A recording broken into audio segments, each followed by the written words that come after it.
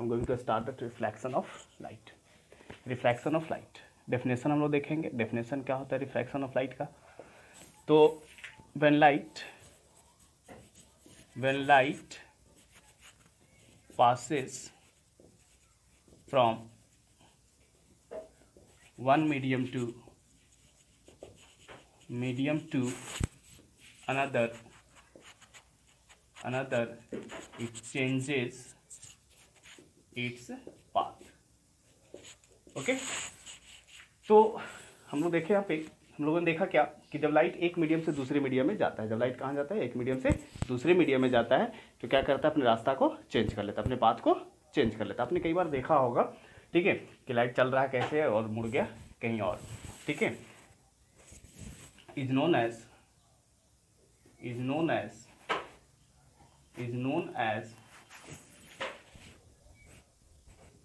Refraction of light. Okay, refraction of light. Then what is the medium? यहाँ पे एक चीज आया मीडियम, एक नया टर्म आया medium. What is medium? Medium क्या होता है? ठीक है, मीडियम हम किसे कहते हैं, किसे कहेंगे मीडियम? ठीक है, तो लिखेंगे मीडियम। ठीक है, there are different definitions that is given in different books. ठीक है, according to my point of view, what is the medium? It is the way या path, it is the way, एक रास्ता होता है, पाथ होता है, in which energy can transfer. ठीक है, जहाँ पे एनर्जी क्या होता है, ट्रांसफर होता है, उसी को हम क्या कहते हैं, मीडियम कहते हैं।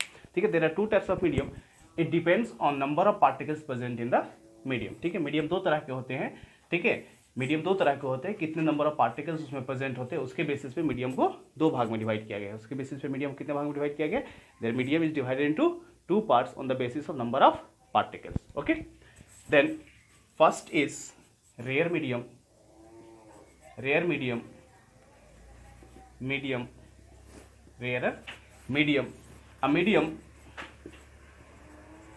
a medium in which number of particles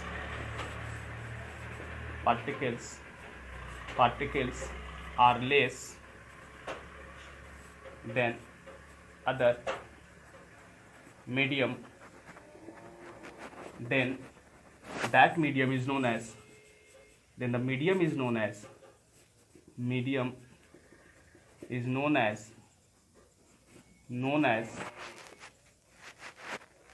rarer medium। कहने का मतलब क्या हुआ कि जिस मीडियम में नंबर ऑफ पार्टिकल्स कम होंगे, मैंने अभी तो जस्ट ऊपर में बताया आपको कि पार्टिकल्स पे डिपेंड करता है। ठीक है, कि पार्टिकल्स कितने होते हैं, मीडियम मतलब पार्टिकल्स। ठीक है, उसमें पार्टिकल्स प्रेजेंट होते हैं या प्रेजेंट नहीं भी हो सकते, तो पार्टिकल नहीं प्रेजेंट होगा तो नील हो जाएगा, जीरो हो जाएगा, वैक्यूम हो जाएगा। ठीक है, यहाँ पे जो हम लोग देख रहे हैं कि जिसमें मीडियम में कितने पार्टिकल्स प्रेजेंट है, अगर कम पार्टिकल्स प्रेजेंट है तो उसको हम क्या कहेंगे, रेयर मीडियम कहेंगे। And other is denser medium, second is denser medium.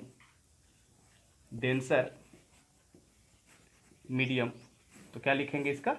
ठीक है, a medium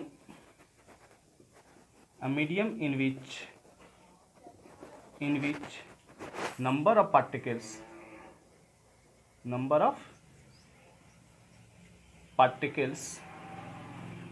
are more than other। ठीक है, then the medium is known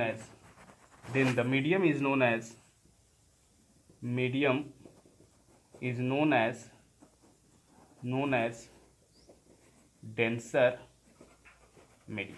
सही है, गॉट इट। जिसमें नंबर ऑफ पार्टिकल्स कम होंगे उन्हें हम क्या कहेंगे, रेयर मीडियम कहेंगे। जिसमें नंबर ऑफ पार्टिकल्स ज़्यादा होंगे उन्हें कौन सा मीडियम कहेंगे, हम डेंसर मीडियम कहेंगे। ठीक है, तो रेयर मीडियम क्लियर हो गया होगा, डेंसर मीडियम क्लियर हो गया होगा जिसमें नंबर ऑफ पार्टिकल्स कम होंगे। ठीक है, जैसे मान लो किसी क्लास का एग्जाम्पल लेते हैं, तो क्लास में क्या हुआ, बच्चे कम है, तो उसे हम क्या कहेंगे, रेयर क्लास कहेंगे। नहीं कि उसमें कम बच्चे होते हैं, या कोई बच्चा क्लास में कभी कभार आता है तो उसे हम बोलते हैं ही ज्वाइन क्लासेस रेयरली। ठीक है, वो कभी कभार क्लास ज्वाइन करता है, और रेगुलरली जो क्लास ज्वाइन करता है बोलते हैं क्लास डेली ज्वाइन करता है। ठीक है, तो ये चीज़ें आपको ध्यान देना है कि रेयर मीडियम कौन सा होता है, डेंसर मीडियम कौन सा होता है, जिसमें नंबर ऑफ पार्टिकल्स पे डिपेंड करता है। जिसमें नंबर ऑफ पार्टिकल्स ज़्यादा हो जाएंगे उन्हें हम कौन सा मीडियम कहेंगे, डेंसर मीडियम कहेंगे। जिसमें नंबर ऑफ पार्टिकल्स कम हो जाएंगे उन्हें कौन सा मीडियम कहेंगे, रेयर मीडियम कहेंगे। ठीक है, और डेंसर और रेयर मीडियम पे भी डिपेंड करता है, ठीक है, लाइट का मूवमेंट रेयर और डेंसर मीडियम पे डिपेंड करता है। चलिए हम देखते हैं कि रेयर और डेंसर मीडियम पे कैसे डिपेंड करता है movement of light.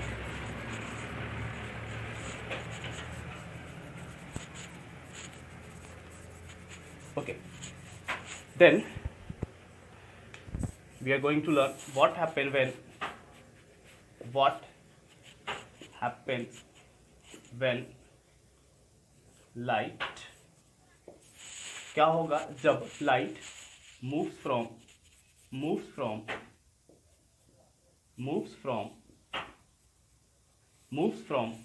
rarer medium to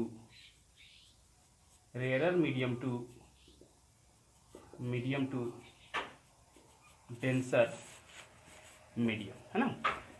क्या होगा अगर लाइट रेयर मीडियम से डेंसर मीडियम में जाएगा। ठीक है, रेयर मीडियम का मतलब क्या हो, जहाँ पे नंबर ऑफ पार्टिकल्स कम होंगे, और डेंसर मीडियम का मतलब क्या हुआ, जहाँ पे नंबर ऑफ पार्टिकल्स ज़्यादा होंगे।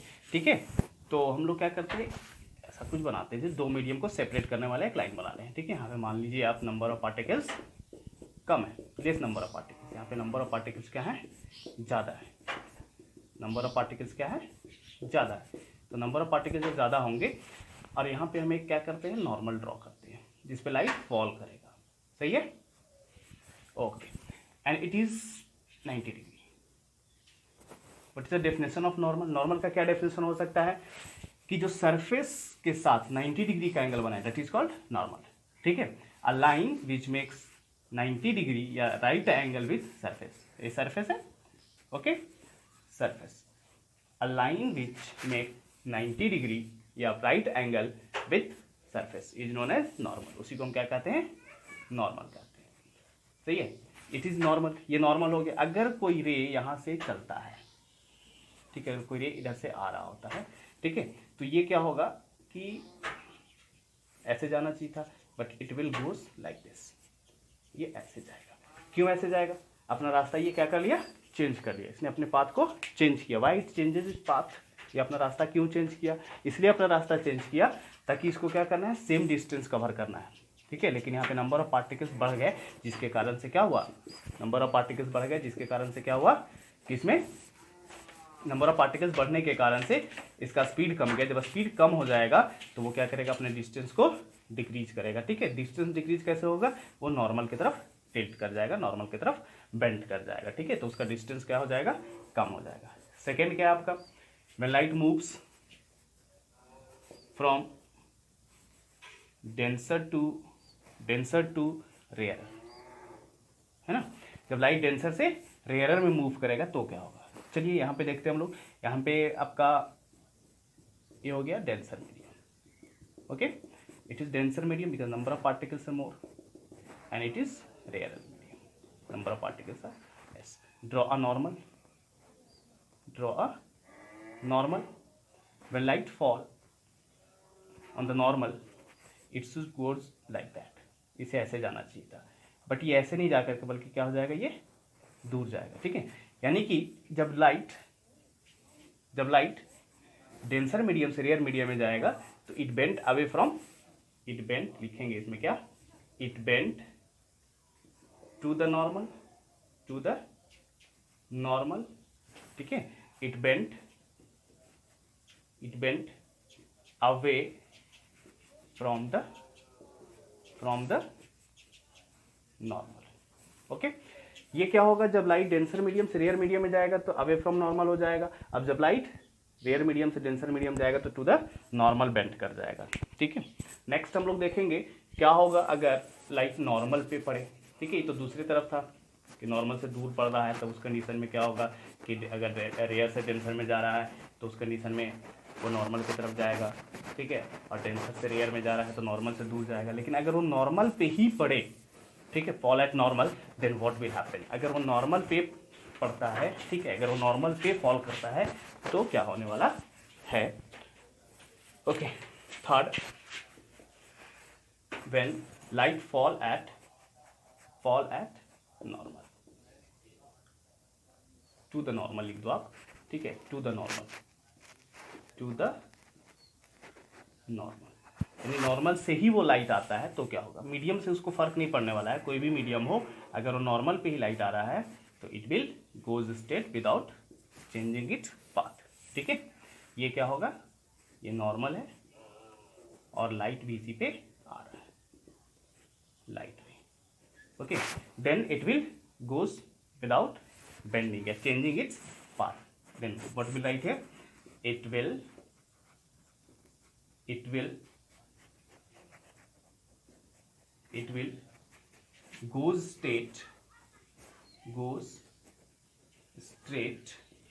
without changing its path, okay. ये क्या हो जाएगा, सीधा का सीधा वो पार कर जाएगा, जिस एंगल से जैसे आएगा वैसे सीधा वो पार कर जाएगा। अगर नॉर्मल पे पड़ रहा है तो, अगर नॉर्मल से आ रहा है, नॉर्मल पे ही आ रहा है तो उस कंडीशन में क्या होगा, जैसे आएगा वैसे सीधा सीधा वो पार कर जाएगा, ठीक है, उसमें कुछ इफेक्ट्स नहीं होंगे, यानी चेंज नहीं करेगा। नेक्स्ट हम लोग पढ़ेंगे effect of refraction, effect of refraction, what is the effect of refraction, ठीक है। You will get a lot of things, you get a lot of examples related to effect of refraction, ठीक है, effect of refraction, ठीक है, effect of refraction। हम लोग देखेंगे कि क्या क्या इफेक्ट होता है रिफ्रैक्शन का, ठीक है। आप लोग कितने लोग ऐसे हैं जो कि शीशा के गिलास में पानी लिए, तो शीशे के गिलास में अगर पानी लेते हैं और उसमें अगर आप अपना उंगली डालते हैं तो क्या देखते हैं कि उंगली जो है आपका क्या हो जाएगा, मोटा हो जाता है, ठीक है। या फिर आप लोगों ने कभी देखा होगा कि शीशे के गिलास में कॉइन डाल दिया, तो कॉइन जैसे ही डालोगे तो क्या देखोगे, कॉइन बड़ा हो गया, ठीक है, कॉइन ऊपर दिखने लगता है। This all are the effect of refraction. या पेन जब उसके अंदर डालते हो तो क्या देखते हैं, पेन लगता है कि टूट गया, टूटा हुआ, ठीक है, बेंट हो जाता है। These are the effect of refraction, ये सब इफेक्ट है रिफ्रैक्शन के, ठीक है। आप एक्सपेरिमेंटली भी इस चीज़ को देख सकते हैं। या फिर उसमें अगर लाइट जाता है तो लाइट क्या कर जाता है, बेंड कर जाता है। आपके पास रेजर लाइट होगा तो रेजर लाइट अगर आप जलाएंगे शीशे ग्लास में तो बेंड करके वो चलाएगा इस तरफ, ठीक है, बेंड कर जाता है, रिफ्लेक्शन भी इसमें दिखने लग जाता है, ठीक है, एक पर्टिकुलर केस में। तो फर्स्ट देखेंगे, object appears up from its original position, ठीक है। जहां पे ऑब्जेक्ट होगा उससे क्या होगा, ओरिजिनल पोजीशन से थोड़ा ऊपर दिखने लगता है, ठीक है। नेक्स्ट है ऑब्जेक्ट सीम्स बिगर, ठीक है, ऑब्जेक्ट कैसा दिखने लगता है, बड़ा दिखने लगता है। ऑब्जेक्ट सीम्स बेंट, ठीक है, ऑब्जेक्ट कैसा दिखने लगता है, टूटा हुआ दिखने लगता है, जैसे लगता है कि मुड़ गया, ठीक है, टूटा हो गया, टूट गया, ये सब चीज़ें आपको दिखने लगता है। बिगर हो गया, ओरिजिनल पोजीशन से ऊपर हो गया, ये हो गया, ठीक है। These are the effects of refraction. और बहुत सारे इफेक्ट्स आपको रिफ्रैक्शन के मिल जाएंगे वहाँ पे, ठीक है। आप बुक्स में देख सकते हैं, बुक हो गया आपका एसचंद हो गया, एसचंद या फिर एनसीईआरटी, इन सब बुकों में आपको मिल जाएगा इफेक्ट ऑफ रिफ्रैक्शन में सारी चीज़ें।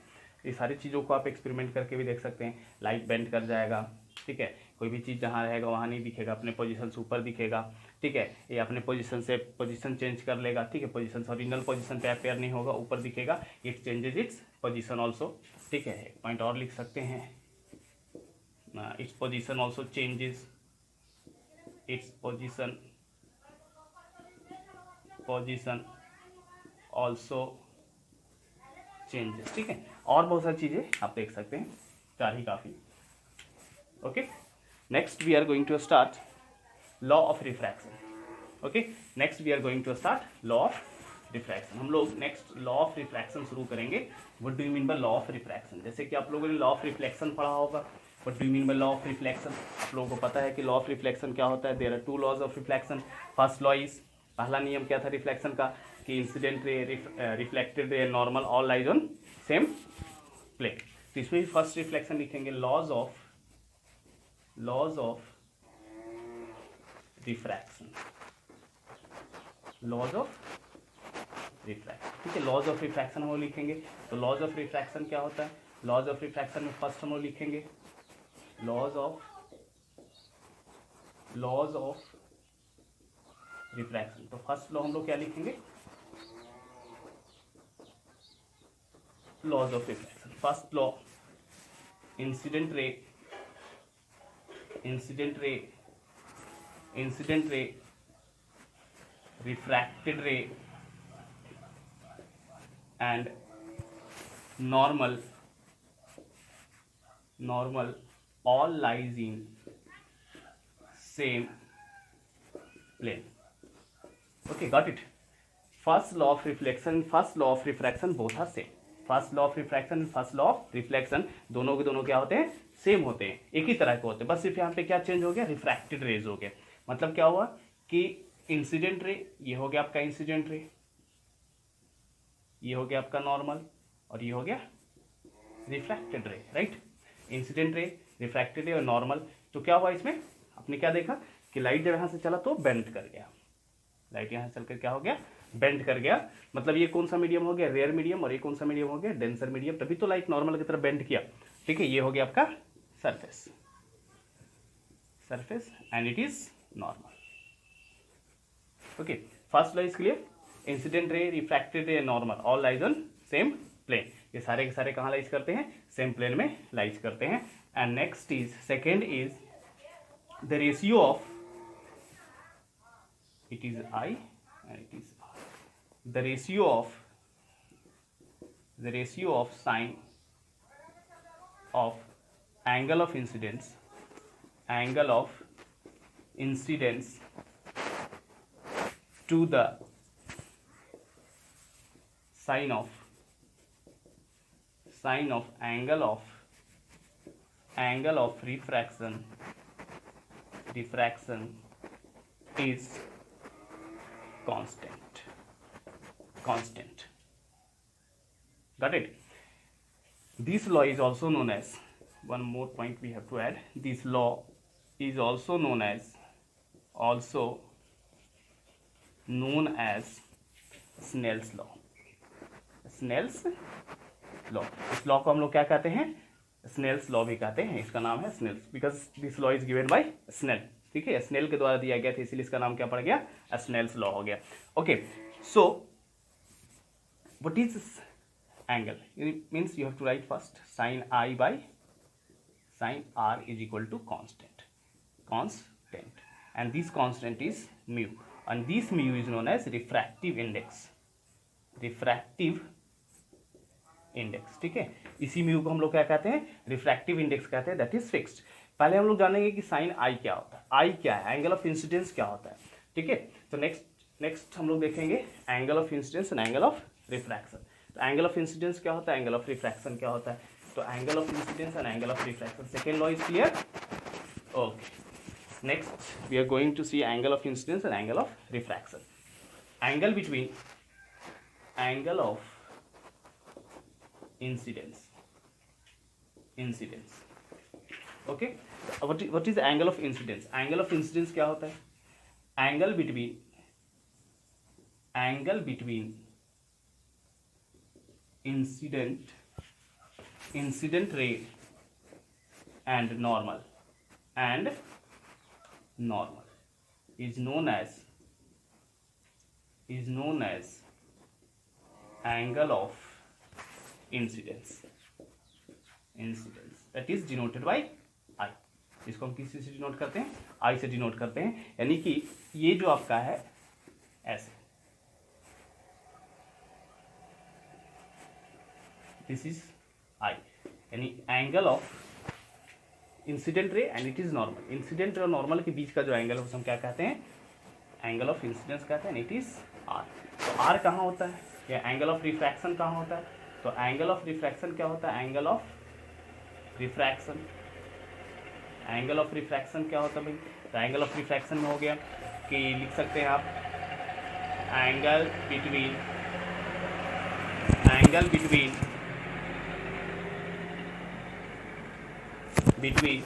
रिफ्रैक्टेड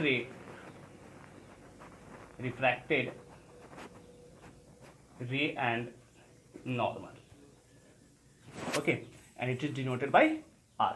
तो किसके बीच में एंगल ऑफ इंसिडेंस होता है, किसके बीच में एंगल ऑफ रिफ्रैक्शन होता है, इंसिडेंट रे और नॉर्मल के बीच में जो एंगल होता है उसे एंगल ऑफ इंसिडेंस कहते हैं आई, और रिफ्रैक्टेड रे और नॉर्मल के बीच में जो एंगल होता है that is called angle of refraction. ठीक है, उसी को हम क्या कहते हैं, एंगल ऑफ रिफ्रैक्शन कहते हैं। Got it. तो इंसिडेंस, एंगल ऑफ इंसिडेंस जो लेते हैं उसमें कभी कंफ्यूज नहीं करना, एंगल ऑफ रिफ्रैक्शन जो लेते हैं उसमें कंफ्यूज नहीं करना है, नहीं तो बच्चे एंगल ऑफ इंसिडेंस ये ले लेते हैं, ये वाला, it is naught angle of incidence. Angle of refraction ये ले लेते हैं, ये एंगल ऑफ रिफ्रैक्शन नहीं होता था। एंगल ऑफ इंसिडेंस क्या देखेंगे, इंसिडेंट रे और नॉर्मल के बीच में, एंगल ऑफ रिफ्रैक्शन देखेंगे रिफ्रैक्टेड रे और नॉर्मल के बीच में, ये चीज़ें। ठीक है, ये चीज़ आप ध्यान देंगे कि एंगल ऑफ इंसिडेंस क्या होता है और एंगल ऑफ रिफ्रैक्शन क्या होता है। Okay, then we will meet in next video with some numericals based on refractive index and different formula of refractive index. Okay, bye.